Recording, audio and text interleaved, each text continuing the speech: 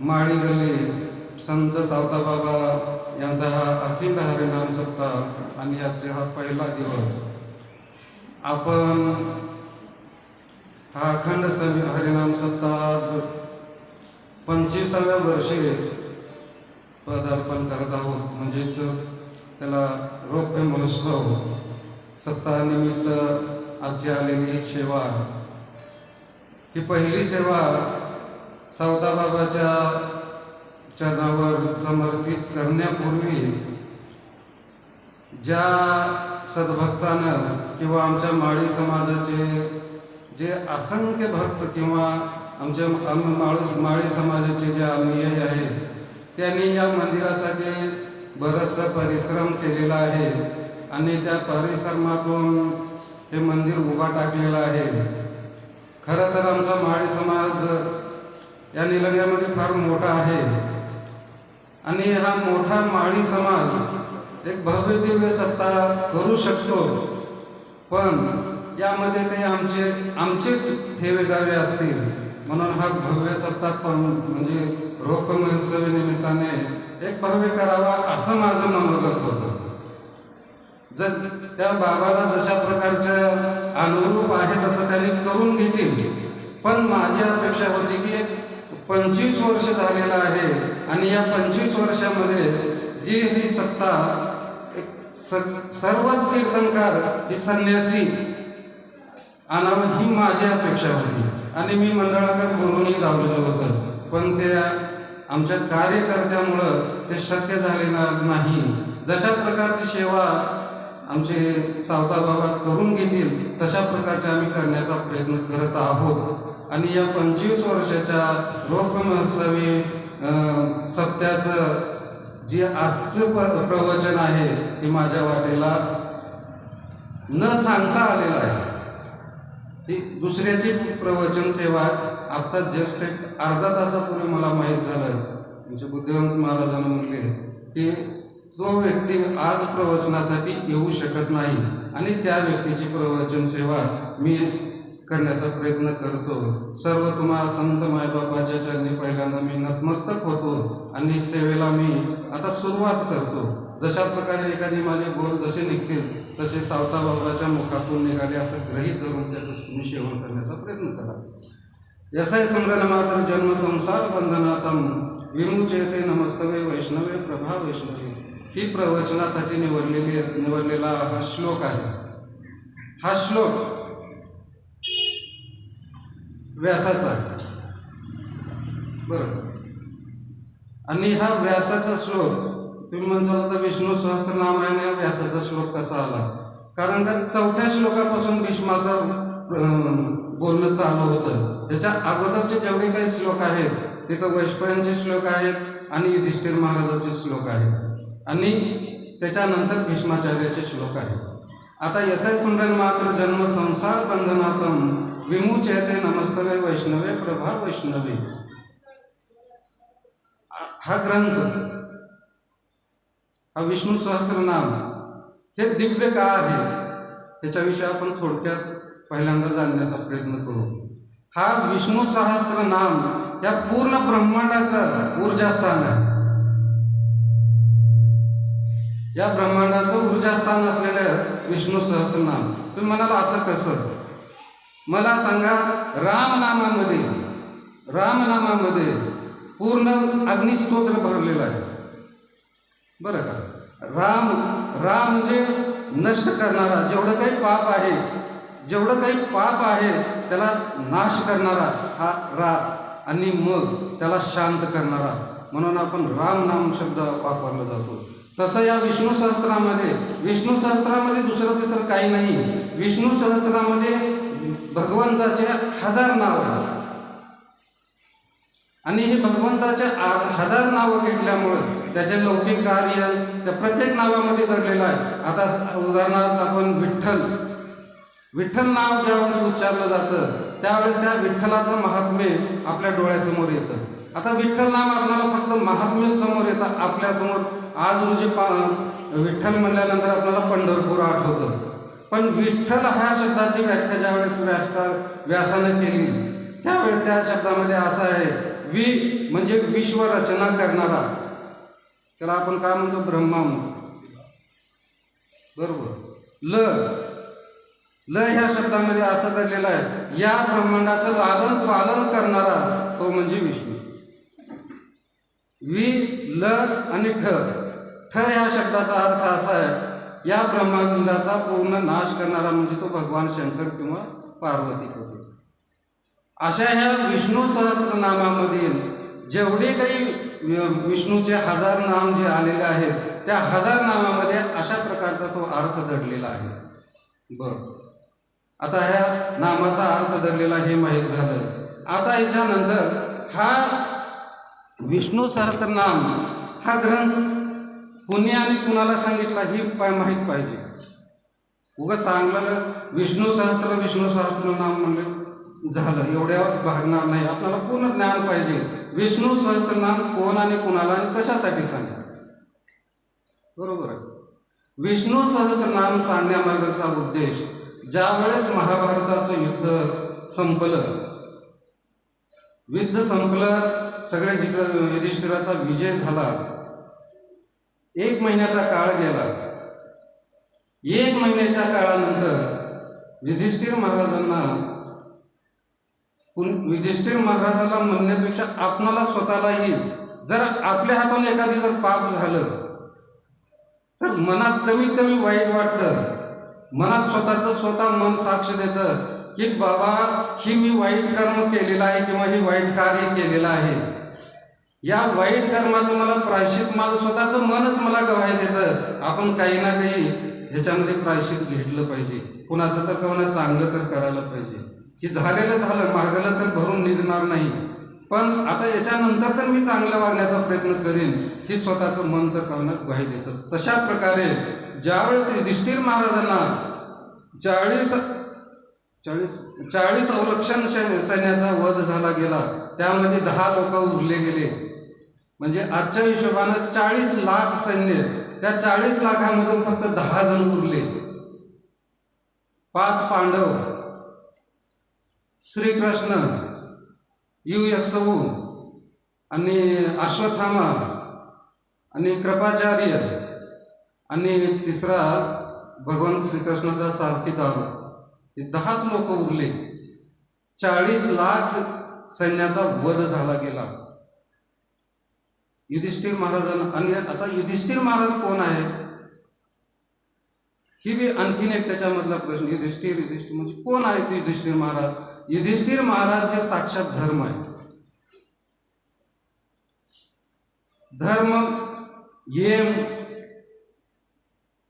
याचा अवतार, बरोबर, हा देवाचा अवतार.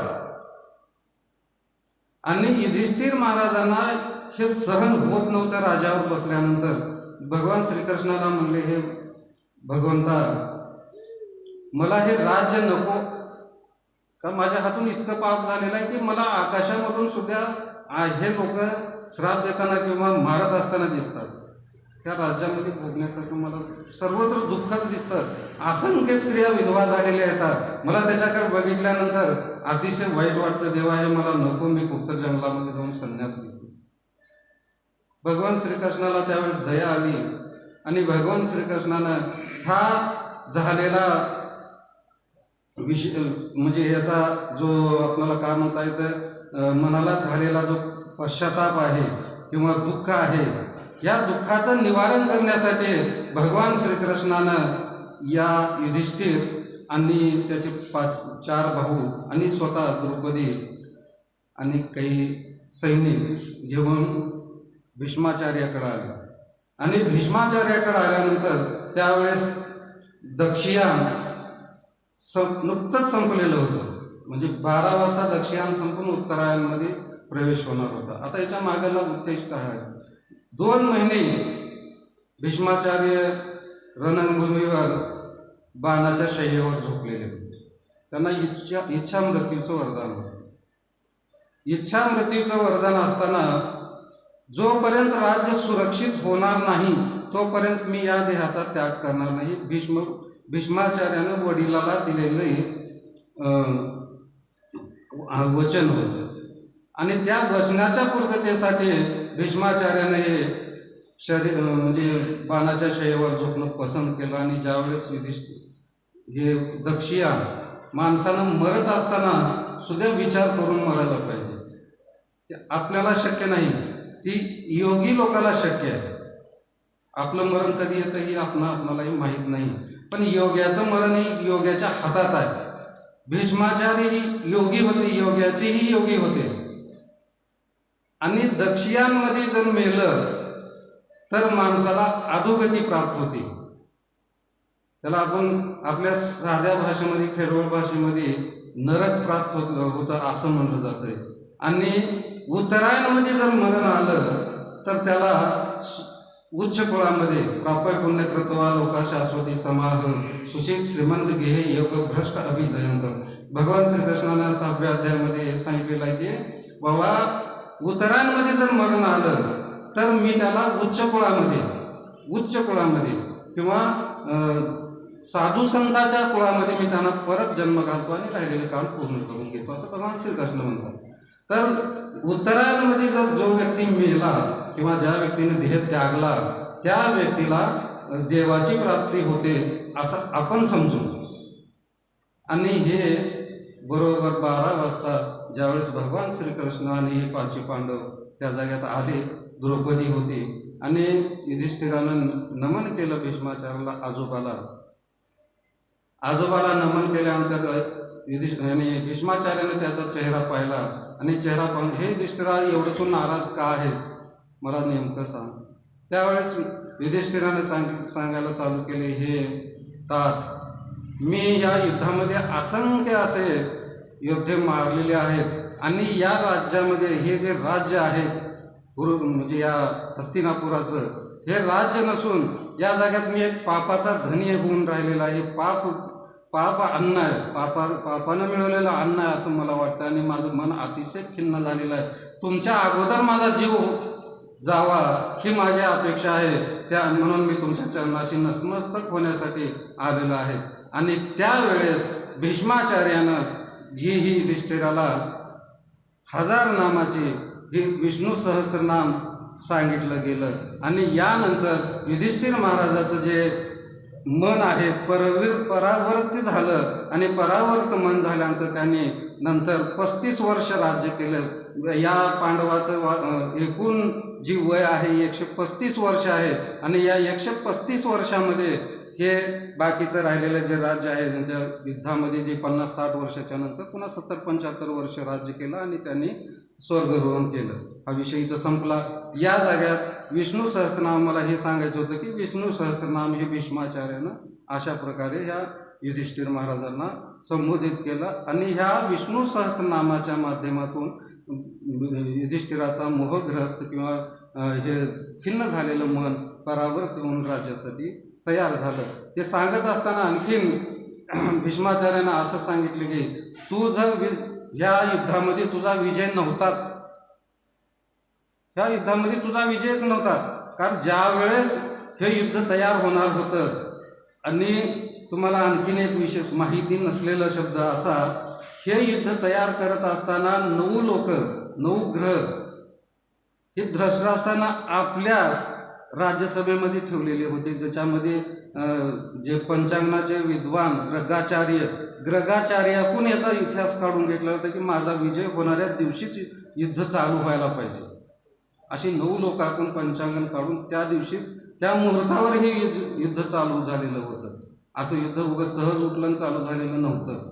मुहूर्त पाहून सगळ्यांना धृतराष्ट्राला सांगितलं की 100% तुझा विजय होणार आहे पहिल्या दिवसापासून. पण त्यावेळेस भीष्माचार्याने हे विजय होणार आहे हे सगळं कारस्थान सांगितल्यानंतर सुद्धा भीष्माचार्याने सांगितले की ही विजय धृतराष्ट्राचा होता, पण तुझ्या राज्यामध्ये किंवा तुझ्या सोबतीला हा सारथी रूपाने जे भगवान श्रीकृष्ण होता याने सर्व ब्रह्मांडाची दिशा फिरवलेली आहे आणि त्यामुळे त्याचा विजय आहे तुझा. तू त्याच्यामध्ये कुणाचा वधही केलेला नाहीस आणि तू कुणाला तुझा विजयी व्हायला नाही, तू फक्त एक निमित्त मात्र आहेस. फक्त तो भगवान श्रीकृष्णच या सगळ्या ह्याचा सूत्रधार आहे. आणखीन आता हे झालं भविष्यवाणी. आता माहीत असेल नसेल आणखीन मला माहीत नाही, जो कोणी अभ्यासक असेल त्याला माहिती असेल, पण अशा प्रकारे धृतराष्ट्र रावण वेडे नव्हते बरं का. हे ब्रह्मांडाला राज्य करणारे पूरक असे होते, जे 7 नक्षत्र त्यांच्या ताब्यामध्ये होते, सगळे देवता. आता देवता म्हणल्यानंतर आणखीन एक प्रश्न पडतो, देव किती आहेत मला एवढं सांग. देव किती आहेत आपले?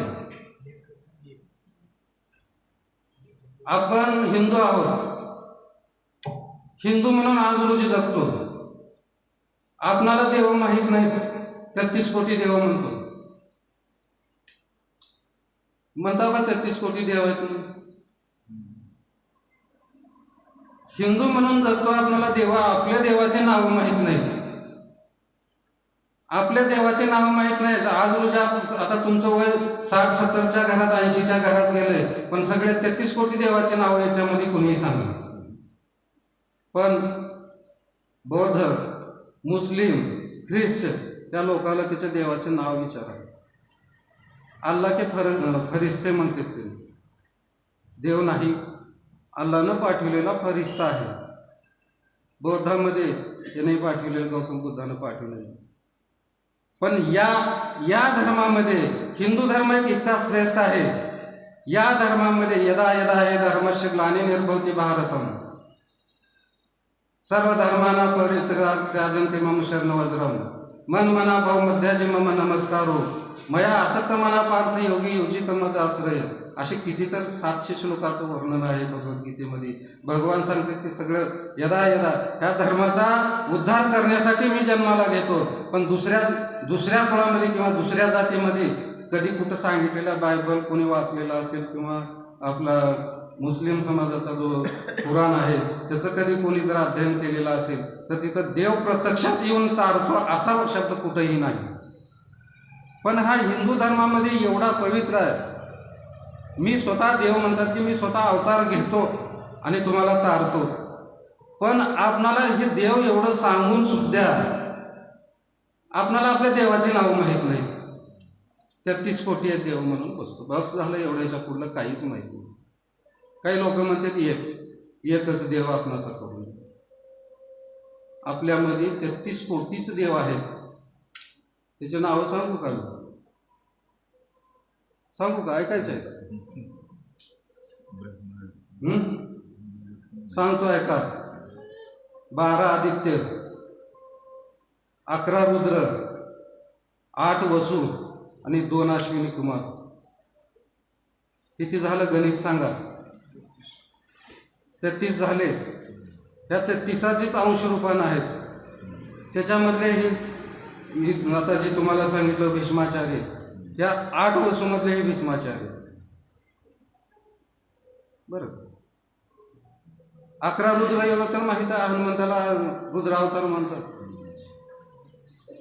हे आपले एवढे ही 33 देव आहेत.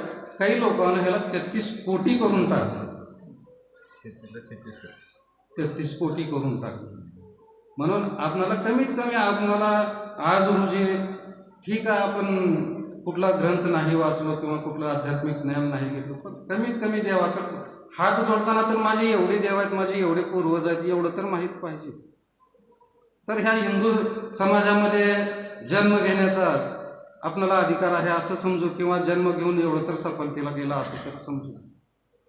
ठीक आहे. आता ह्याच्यानंतर हा ग्रंथ, आता ग्रंथाविषयी ग्रंथ महात्म्य तुम्हाला विष्णू सहस्त्रनामाबद्दल सांगितलं. आता ज्ञानेश्वरी आज आम्ही इथं सकाळी पारायण केलो आणि या ज्ञानेश्वरीबद्दलही थोडंसं एक वजत 1-2 शब्द बोलू. हे ज्ञानेश्वरी ग्रंथ, हा ज्ञानेश्वरी ग्रंथ म्हणजे साक्षात अग्निस्वरूप आहे. बरं, अग्नीचं स्वरूप आहे. त्याच्यामधले प्रत्येक शब्द हे तोलून मापून आहेत. कसं म्हणसाल तुम्ही? हारू म्हणे नेजी देवी का रूप तुझे तैसे नितन अनुक्त देखेचे गीता तत्व. हा झाला. आता तुम्हाला आणखीन एक ह्याच्यामधलं हे सांगतो. आता ह्या ज्ञानेश्वरीबद्दल तर सांगेन, पण जो दुसरा आपला एक ग्रंथ आहे ज्याला आपण तुकाराम गाथा म्हणतो, ही गाथा ही अशीच आहे. तुकाराम महाराज ज्यावेळेस हे अभंग रचना करायचे आणि त्यांच्या सोबतीला एक तेली जातीचा एक त्यांचा भक्त होता आणि तो भक्त लिखाण काम करायचा. तुकाराम महाराज सांगायचे, लिखाण काम करायचे आणि त्यांच्याकडे चांदीचं 1 रुपयाचं नाणं होतं तुकाराम महाराजाकडं. आणि ती चांदीचं 1 रुपयाचं नाणं अभंग पूर्ण झाल्यानंतर विस्तवामध्ये टाकायचं आणि त्याला आपण जसं आपल्या लोखंडाला जसं लाल गुंद ही येतं तसं त्या चांदीच्या नाण्याला लालपणा येईपर्यंत ते नाणं तापवलं जायचं आणि ती नाणं चिमट्यानं धरून तुकाराम महाराज आपल्या मुखामध्ये घ्यायची. जर ती नाणं जर पोळलं तर हा अभंग चुकला आणि जर नाही पोळलं तर अभंग बरोबर आहे. अशा प्रकारची या कसोटीवर उतरावून तुकाराम महाराजांनी ही अभंग रचना केलेली आहे. बरोबर आहे, चुकत असलं तर मध्ये बोला बरं का मी तुमच्याहून लहान आहे. हा झाला अभंग तुकाराम महाराजा गाथेचं. आता हरुमनी नेदी देविका रूप तुझे तसे नितननुक्त देखी जे गीता तत्व भगवान महादेव सांगतात, हे देवी, हे जे गीता तत्व आहे हे अतिशय विशाल आहे. तुझं रूप दररोज जसं उठाळून दिसतं तशा प्रकारे हे गीता तत्व दररोज जेवढं याचा अभ्यास कराल तेवढं याच्यावर ज्ञान मिळत जातं. आणि हा ज्ञान मिळण्याचा प्रकार झाला. हे महात्मा सांगत असताना आणखीन म्हणजे कळवादीपणे कवळा पुण्यासु प्रताप वागला जन्मजयाची अवळीला दोष हाकले तिने, असे बरेचसे ज्ञानेश्वर माऊलीनं मंगलचरणामध्ये ओव्या घातलेल्या आहेत. आणि ज्या वेळेस भगवान शंकराकडे निवृत्तीनाथांनी म्हणजे हा ग्रंथ ज्ञानेश्वर महाराजांना लिहून पूर्ण झाल्यानंतर नाथाकडे दिला आणि नाथानं या महादेवाकडे दिलेला आहे. महादेव मंदिरामध्ये ज्यावेळेस हा ग्रंथ ठेवला गेला त्यावेळेस महादेवाने याची परीक्षा केली आणि परीक्षा करून निवृत्तीनाथाच्या समोर हा शुद्ध ग्रंथ ठेवला गेला. त्यावेळेस निवृत्तीनाथाच्या आणि महादेवाच्या लक्षात आलं, हा ग्रंथ जशाचा तसं जर मी या लोकांच्या समोर ठेवलो, हा ज्ञानेश्वरी ग्रंथ जशाच्या तसं या लोकांसमोर ठेवलो आणि ह्या कलियुगामध्ये किंवा ह्या येणाऱ्या 12व्या शतकाच्या नंतरचा येणारा काळ आणखीनही विचित्र आहे. आणि ह्या ग्रंथामध्ये जी दडलेला महात्म्य आहे, या दडलेल्या महात्म्यानुसार हा याच्यामधला प्रत्येक शब्द अग्नी, झाडाला अग्नी लावण्याचं सामर्थ्य असलेला या ग्रंथामधील प्रत्येक शब्द आहे. प्रत्येक शब्द, मी एक शब्दच म्हणत नाही, प्रत्येक शब्द असा आहे की झाडाला अग्नी लावण्याचं सामर्थ्य असलेला माणूस, एखादी जर माणूस जर समोर असेल त्याला मारण्याची ताकद असलेला ह्या ग्रंथांमधील एक शब्दामध्ये एवढी ताकद आहे. म्हणून ज्ञानेश्वरी श्रेष्ठ आहे. ज्ञानेश्वर माऊली ज्ञानराज माऊली तुकाराम, ज्ञानेश्वर माऊली ज्ञानराज माऊली तुकाराम, ज्ञानेश्वर माऊली ज्ञानराज माऊली तुकाराम.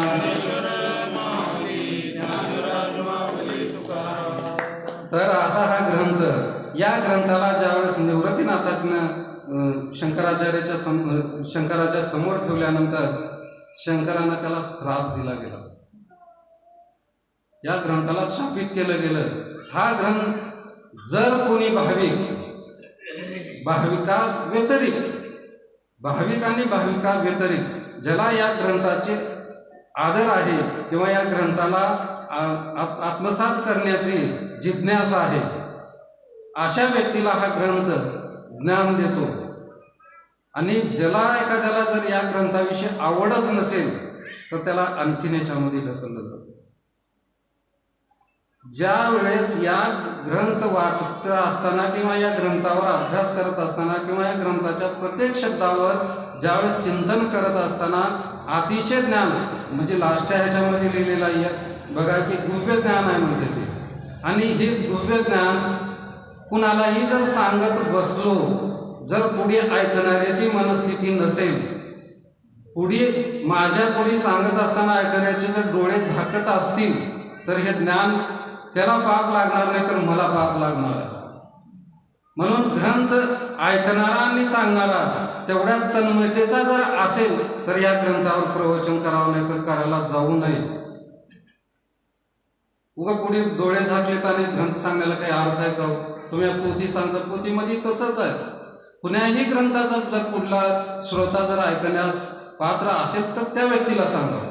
नाहीतर त्या सांगण्याला काही अर्थ नाही, त्या वाचण्याला काहीच अर्थ नाही. दासमोदामध्ये एक समासच लिहिलेला आहे त्याच्यामध्ये, ग्रंथ कोणी आणि कुणाला सांगावं. तसं या शंकरानं या ग्रंथाला स्थापित केलं. जोपर्यंत त्याचा पूर्णपणे अभ्यास करून गुरुच्या सानिध्यानं जोपर्यंत अभ्यास करणार नाही तेपर्यंत त्याला या ग्रंथ समजणार नाही. असं हे ग्रंथाचं महात्म्य आहे, या ज्ञानेश्वरीचं महात्म्य आहे. तर आपण सर्व हिंदू, आपले सर्व माळी समाज, वैष्णव भक्त यांनी जेवढ्या जास्त प्रमाणात ज्ञानेश्वरीचा अभ्यास, गाथेचा अभ्यास, दासबोधाचा अभ्यास, भागवताचा अभ्यास जेवढं करता येईल तेवढं करावं. याच्या मागेला करावं म्हणण्यामागेला एक दुसरा या भगवंताचा शुद्ध हेतू असा आहे, जर घरामध्ये भागवत ज्ञानेश्वरी गाथा जर वाचणारा व्यक्ती असेल तर मी आज सावताबाबाच्या समोर एक तुम्हाला वचन, कटुवचन किंवा सत्यवचन सांगतो, त्या घरामध्ये एकही दारुडीत व्यसनाधीन मुलगा तयार होणार नाही. जर तो होत असेल, आता वाचणाऱ्याच्या घरामध्ये जर तयार होत असेल तर तो खरा भक्त नाही. श्रद्धेने भक्ती करणाऱ्याच्या घरामध्ये असा पुत्र प्राप्य पुण्य करतो तो लोकांना शाश्वती समान भगवंतानं सांगितलेलं. किंवा मी माझ्या मनानं काही सांगितले नाही. मी अशा घरामध्ये जन्म, आणि भगवान श्रीकृष्ण सुद्धा अशा घरामध्ये जन्म घेतात.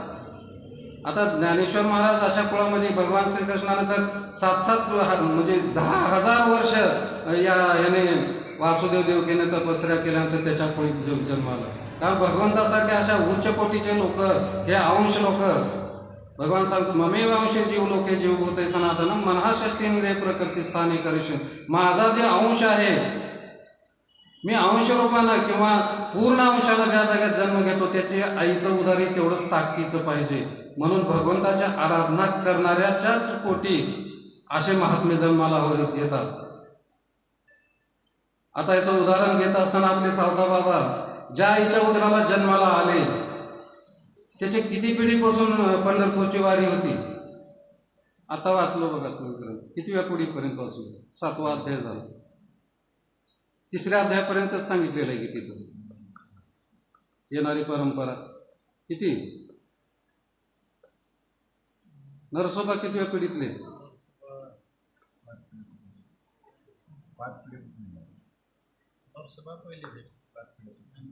त्यांच्या 5 पिढ्यापासून याने गुडातले सांगोल्याचे रहिवासी, सांगोला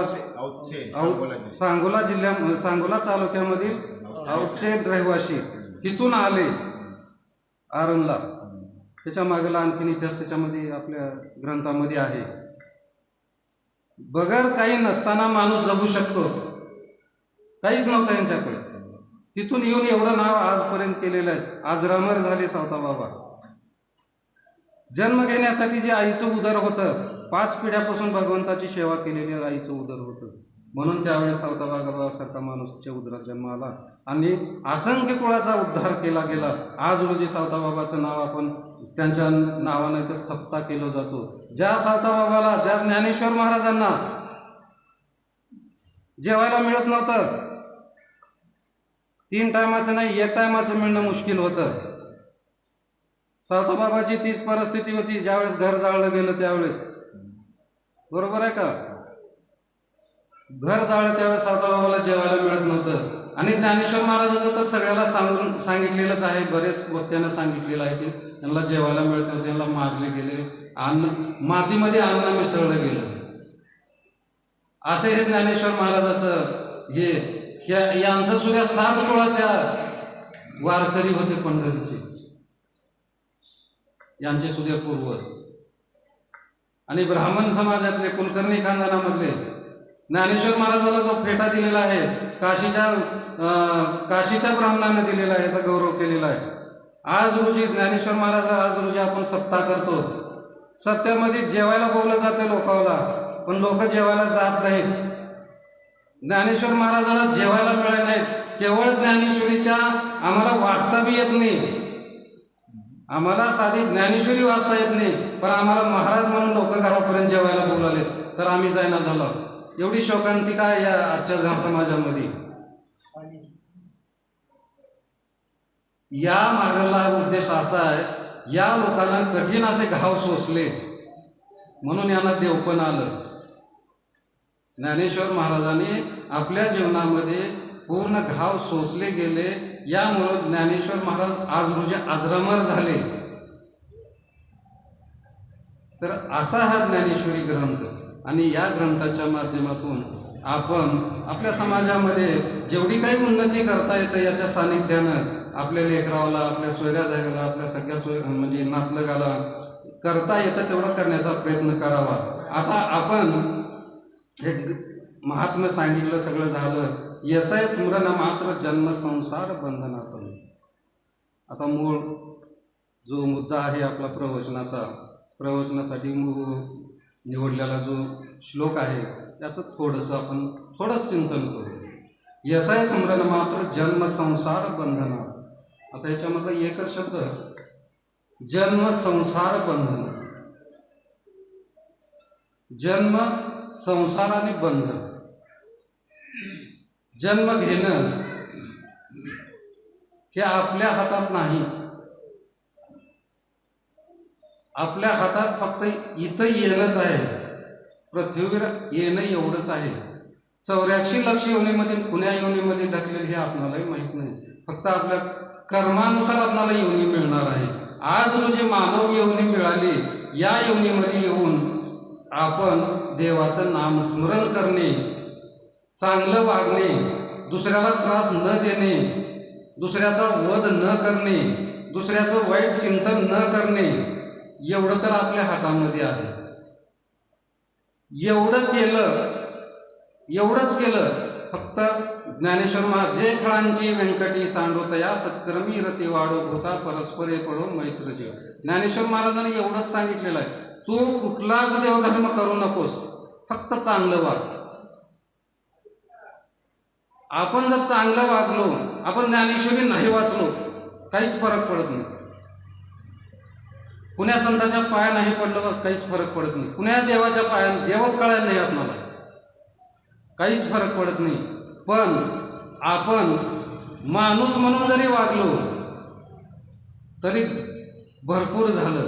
या जगतामध्ये प्रत्येकानं मी कोण आहे, मी कशासाठी जन्माला आलो आणि मला काय करायला पाहिजे, एवढा जरी विचार केला तरी त्याचा जन्म सफल झाला. देव होण्याचा, माणूस होण्याचा म्हणजे संत होण्याचा बिलकुल प्रयत्न करू नका, केवळ माणूस होण्याचा प्रयत्न करा. ज्या दिवशी आपण परिपूर्ण मानव झालो त्यावेळेस देव सुद्धा आपल्याला देव बसतील. देव दुसरा कुणी नाही, आपणच करून ठेवलेला हा देव आहे. संत हे माझी रोकडी, देवानं सुद्धा सांगितलं संतच माझी रोकडी आहे. मी मंदिरामध्ये नाही, संतामध्ये मी आहे. मग संत म्हणजे काय?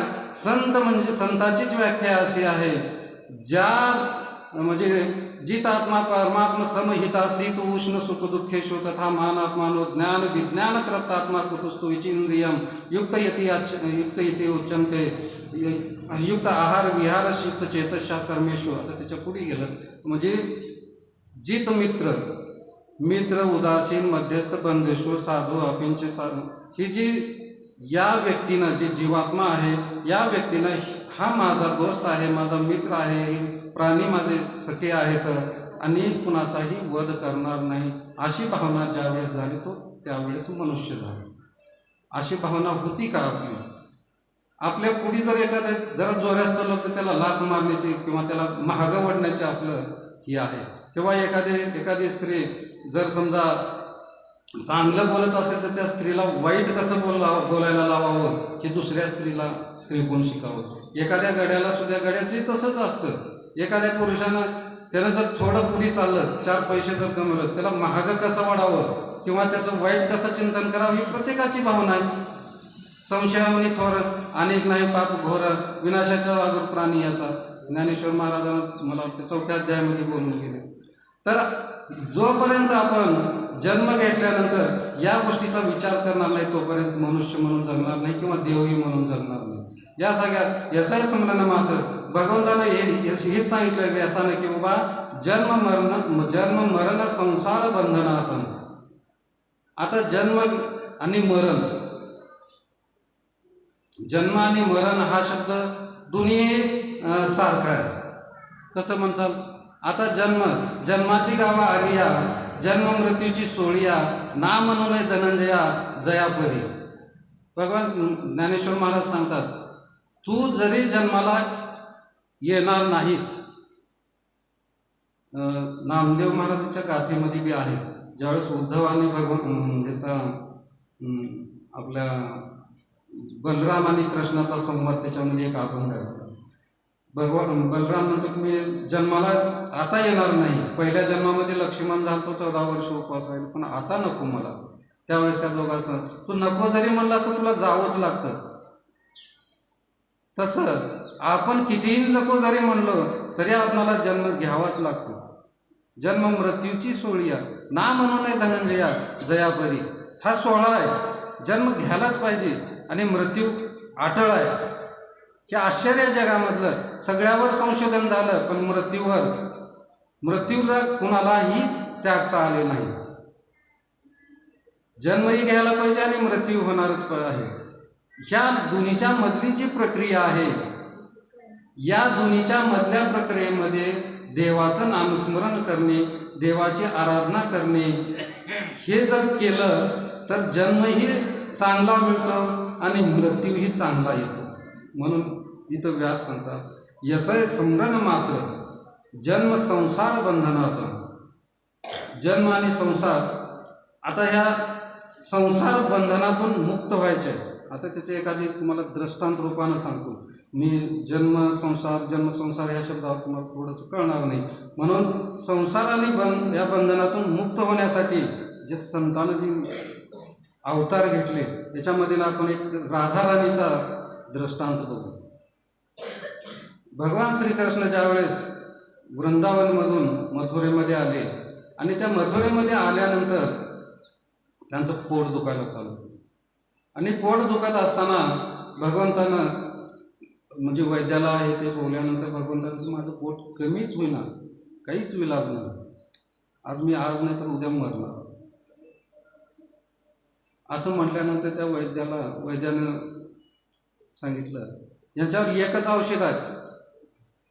एकच औषध असं आहे की जी भगवंताचा खरा शिष्य असेल,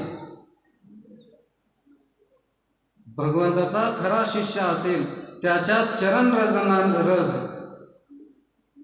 त्याच्या पायाची माती जर घोलून ग्लासामध्ये म्हणा किंवा पाण्यामध्ये विरघळून जर पाजलं तर भगवंत नीट होतील. मला सांगा, या जगामध्ये आहे का कोणी असं माती, आपल्या पायाची माती भगवंताला देणं? ठीक आहे, पाप लागेल. प्रत्येक माणूस विचार करतो, मला भगवंताला जर भगवंतावर जर पाय ठेवलो किंवा माझ्या पायाची माती जर भगवंतानं केलं तर मला हजारो वर्ष नरकामध्ये भटकावं लागेल का नाही? म्हणून कुणीही द्यायला तयार होत नाही. त्यावेळेस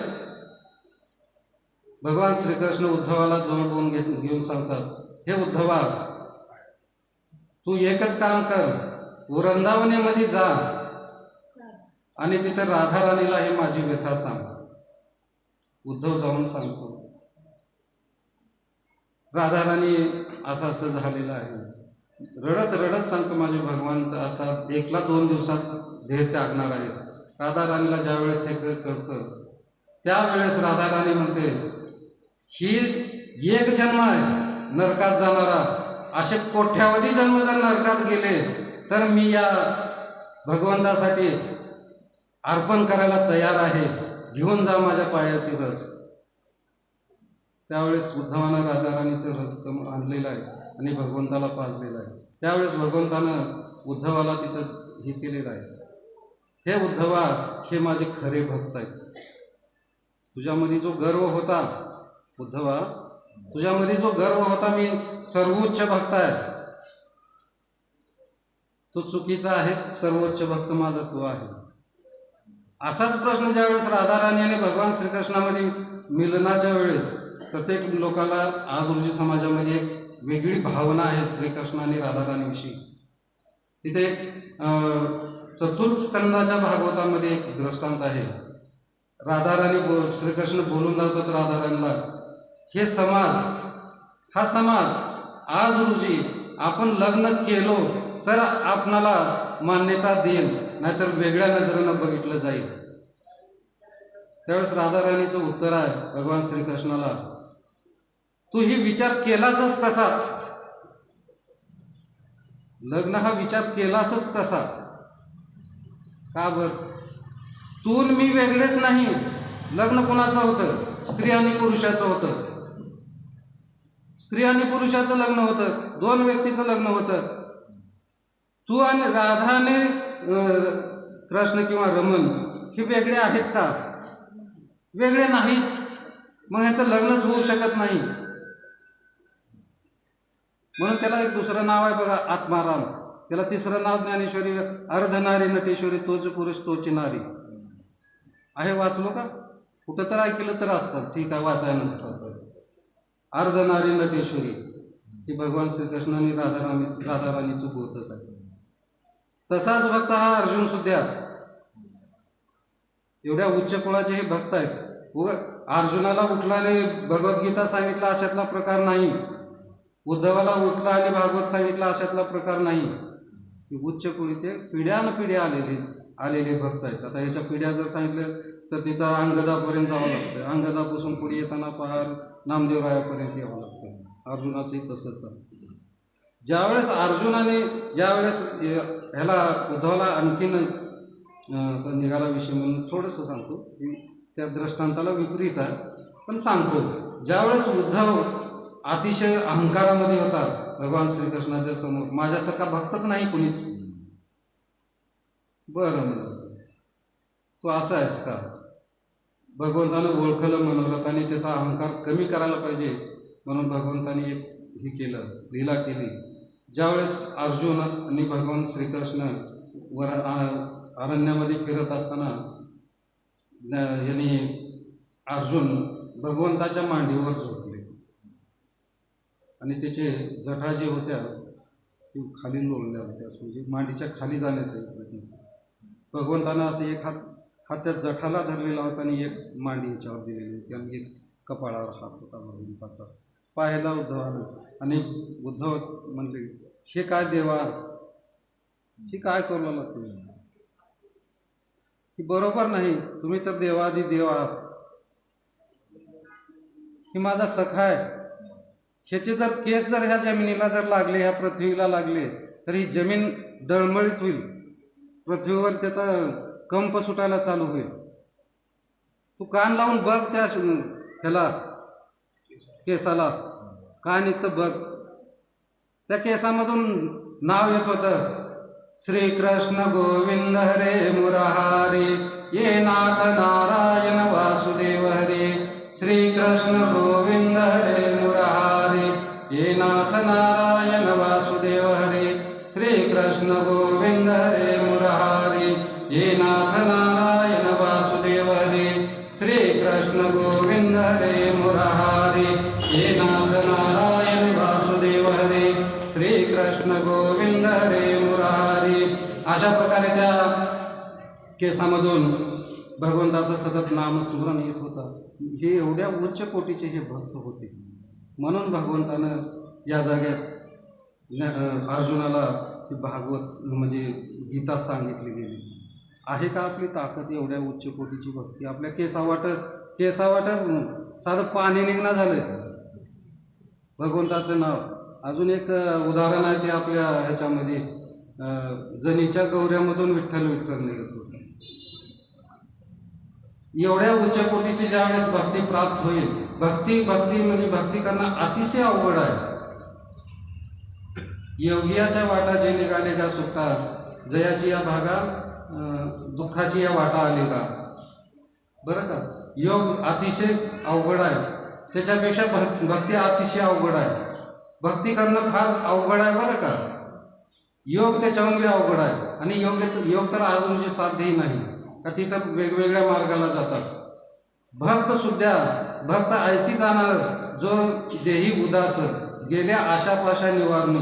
विषय तो त्याचा झाला नारायण, न आवडे जन धन माता पिता. आणखीन इथं आमच्या ह्याच्यामध्ये आद्य शंकराचार्यानं एक अष्टक तयार केलेलं आहे. सांगू का एखादी ही सांगू. मनोबुद्धी अहंकार चित्तानि न अहम, न च स्रोत जीवा न च ग्राण नेत्रे, न च उमी भूमि तेज न वायु, चिदानंद रूपा शिवो अहम, न च प्राण सज्ञान वायु पंचकोशया सप्तधातो, न वाक्यपानिपादं चेपस्थायो, चिदानंद रूपा शिवो अहम, न मे द्वेषरागो न मे लोभमोहो, मदनैवं नैममश्चर्यभावो, न धर्मं न कामो न मोक्षा, चिदानंद रूपा शिवो अहम, न पुण्येन न पापं, न सांख्येन दुःखं, न मंत्रो न तीर्थं, न वेदा न यज्ञं, अहं भोजनं भोक्ता न भोक्ता, चिदानंद रूपा शिवो अहम, न मे मृत्युव शंका, न मे जाति भेदा, पिता नैव माता न जन्मं, न बन्धुरमित्रं गुरुनैवं शिष्य, चिदानंद रूपा शिवो अहम, अहं निर्विकल्पो निराकार रूपो, विभो व्याप्तं सर्वत्र सर्व इंद्रियाणि, सदा मे समत्वं न मुक्ति न बंधं, चिदानंद रूपा शिवो अहम. याचा अर्थ एका शब्दाचा सांगतो. न पुण्येन न पापं, न सांख्येन न तीर्थं, न पुण्येन न पापं, न सांख्येन न दुःखं, न मंत्रो न तीर्थं, न वेदा न यज्ञं, अहं भोजनं न भोक्ता, चिदानंद रूपा शिवो अहम शिवो. या जगामध्ये, या ब्रह्मांडामध्ये पापही नाही, पुण्यही नाही, सांख्य म्हणजे हा देही नाही. सांख्य म्हणजे या शब्दाचा अर्थ हा देही नाही, दुःखही नाही, मंत्र नाही, तीर्थ नाही, आणि वेद नाही, यज्ञ नाही. अहम म्हणजे भोजन करणं नाही आणि भोगताही नाही. हे सगळं नाही हा शब्द आला ती कुणासाठी आहे? चिदानंद रूप. चिदानंद रूप शिवो अहम. त्या भगवंतानं दिलेलं हे रूप आहे आणि तोच भोगता आहे. ज्यावेळेस ही भावना प्रत्येकाच्या मनात, या जीवात्म्याच्या मनात झाली, त्यावेळेस त्याला कुठलंही पाप लागत नाही, पुण्य लागत नाही, जेवण लागत नाही, तहान लागत नाही, भूक लागत नाही. असं हे आद्य शंकराचार्याचं अष्टक आहे. आणि या अष्टकाच्या यशय संबंध मात्र जन्म संसार बंधनातम, हे जर संसार बंधनाचा जन्म जर सोडायचा असेल तर त्यावेळेस या बंधनातून बाहेर पडण्यासाठी भगवंताचं नामचिंतन करायला पाहिजे. आणि हे जर नामचिंतन केलं तर काय होतं? यत्र योगेश्वराः कृष्ण यत्र पार्थ धनुर्धरम तत श्री विजयो भूती ध्रुवम नीति मर्मतम. चंद्र तेथे चंद्रिका, शंभू तेथे अंबिका, संत तेथे विवेक आसने जिके, राव तेथे कटिक, सौजन्य तेथे स्वैरिक, वने तेथे दाहक सामर्थ्य की, दया तेथे धर्मो तेथे सुखात्मू, सुखी पुरुषोत्तम आसेच तैसे, वसंत तेथे वने तेथे सुमने पालंगी सारंगाची. भगवान श्रीकृष्ण सांगतात, यत्र योगेश्वराः यत्र कृष्ण पार्थ धनुर्धरम. ज्या जाग्यात देवाचं नामस्मरण आहे तिथं मी आहे.